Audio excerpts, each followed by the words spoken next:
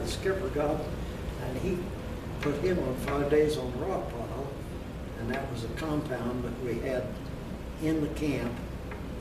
They had a Marine guard there, and the guy got in trouble, so they put him in there, and he had to bust rocks.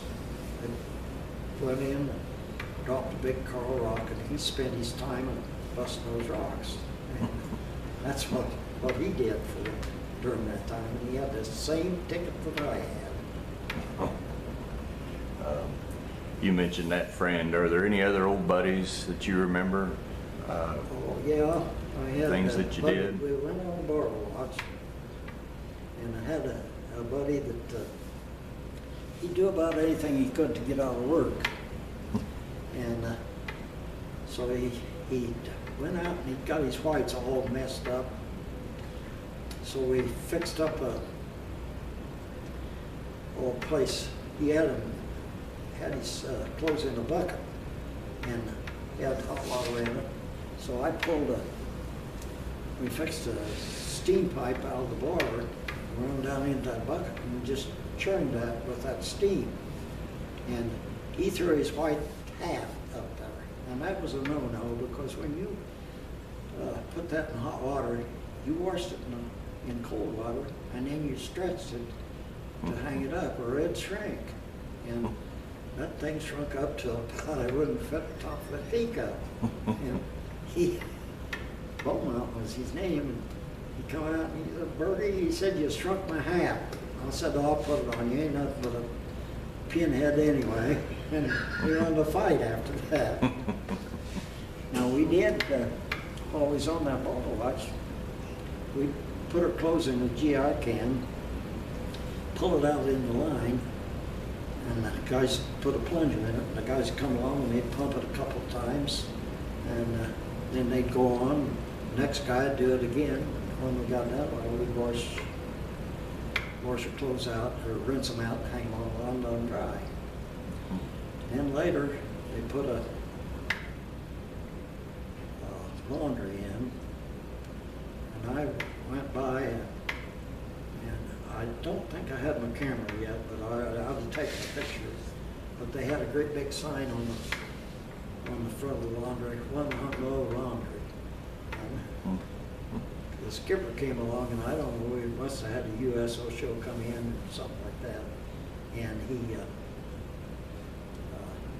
he made us take the sign down. Did you get to see any USO shows while you were there, and actors? Yes, one or two, and we had an open air theater, and it'd rain there a little bit, you know, cloud would go over, and of course we just pull a poncho over and watch the show, and that cloud would just go over, and of course you dry out. It's 80-degree weather there at all times. Got a little bit uncomfortable during the rainy weather, and that'd be just the same as our winter weather. Right. Another thing too, when I came back from overseas, past the international date line, and somewhere between Guam and Pearl Harbor, and on aboard ship on Friday you had fish. And fish was not very good on Friday. Well, when we came back across, we hit 2 Fridays, and we had fish both days, and it was not very good. And we got awful hungry. Yeah. When you did finally come home, what did you start a family when you came home, and what have you done since? Well, I think it was 2 years before I got married. Met a gal from Quincy and brought her on the farm, and she was green as grass on the farm. And we raised 6 kids, 3 girls, 3 boys. And now those kids they've all left the farm, and they left in the 80s. We was having a pretty hard time on the farm then. But I got 2 boys out in North Carolina, oldest and youngest boy, and I got a boy over in Jacksonville. He works down the hall for family services, and got a daughter in Jacksonville, and one up in Beverly, and I got an oldest daughter is in a nursing home up at Eureka, and she has Alzheimer's. She's not very good. Right. I lost my wife maybe 16 years ago in September with cancer. But, we was together 50 years, so. Is there anything else that you'd like to add that No, I can't think you of thought it. about? I'll probably think of it after a while. Right. Is there any advice you could give to all these young men and women coming out of high school, 17, 18-year-olds, as to what direction they should go? Should they? Well, they had the automatic military service. I thought it was a good thing, and it was only a year. Well, when you come out of high school,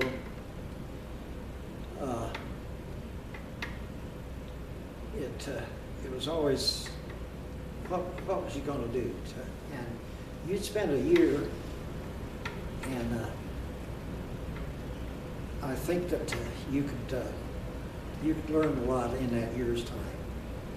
Now, I've worked a lot with the Legion, American Legion, and we went in. I was on a committee that we had to do with the job service.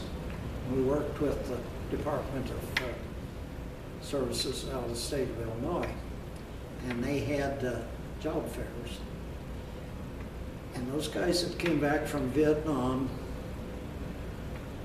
and out of the service, they come back and they're hunting a job, and we was placing about 60 or 70% of those guys that come back, and that was just recently. And the reason was that they were hunting a job, that was for sure.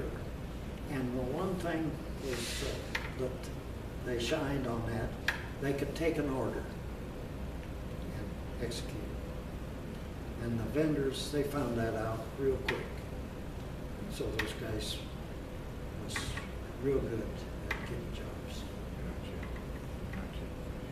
Well, we really appreciate your time. If there's anything else you want to add, Anything more? Okay. These guys that came back from Vietnam was exposed to Agent Orange, which every one of them was. They got problems on it. And the first thing that showed up was diabetes type 2. And anybody but from Vietnam, they can go down to the VA and get in the health system, and that's what they want to do. Well, if they come out of Vietnam, well, they go at the head of the line. And of course, they have for a long time with diabetes type 2. They can get treatment on it.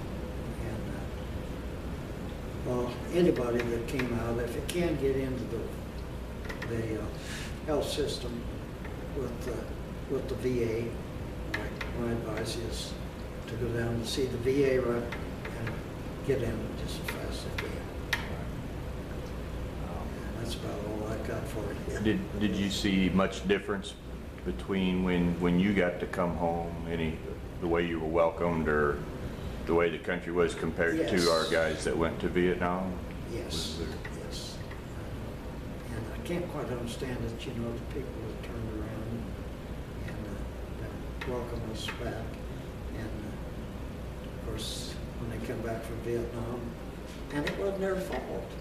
The people, well, they spit on those guys, and they were drafted, and they had to go over there.